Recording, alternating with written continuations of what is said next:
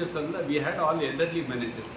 ಇಲ್ಲಿ ಬರೋರೆಲ್ಲ ಬಂದು almost retiring stage R ಇದು. ಈಗ ಒಂದು 10-15 ವರ್ಷದಿಂದ ಮಿಡ್ಲ್ ಏಜ್ಡ್ ಮ್ಯಾನೇಜರ್ಸ್ ಬರ್ತಾ ಇತ್ತು.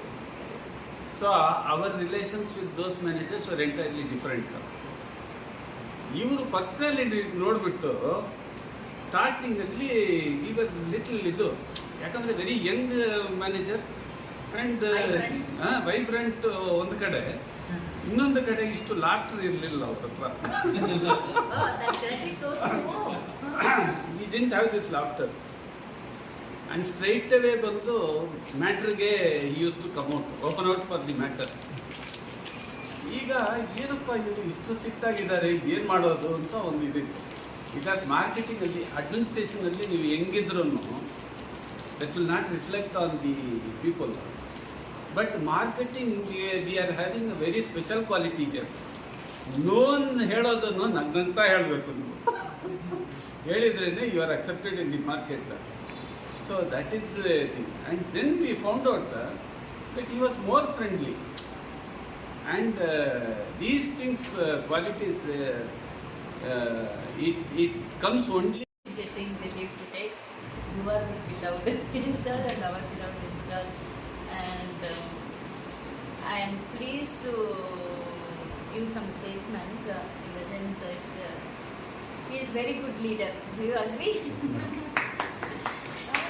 So first time we was in Moksha place, but he, what to say, he understood all of you. He understood all of you according to your wish. He used to do everything for you people. I try my best to follow the same thing. Because for me also in my 29 years of tenure, this is my first place, official place I am working. So it's nice. Even when I met BGM sir, I told first time I am working in official place, sir.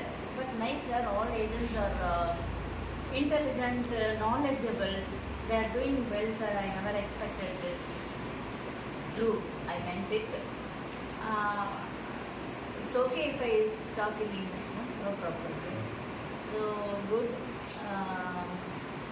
When I come to talk about Prashant, initially there was a clash between me and Prashant. But later I understood. He was very, but he grew and I'm so grateful to him. Apart from that, very knowledgeable, technically good, and system-wise also is very good. So it was working. And coming to business, by accident ಕಳಿಸಿದ್ದೀವಿ actually ಹೇಳಬೇಕು. ಕೋಲಾರಿಗೆ ಅವರು agent ಆಗೋಂಗೆ ಎಲ್ಲ negatives. ಆಮೇಲೆ ಅಲ್ಲಿ ಶ್ರೀನಿವಾಸ ಇದ್ದಾನೆ, ಅವ್ನು ಹಿಡಿಬೇಕು.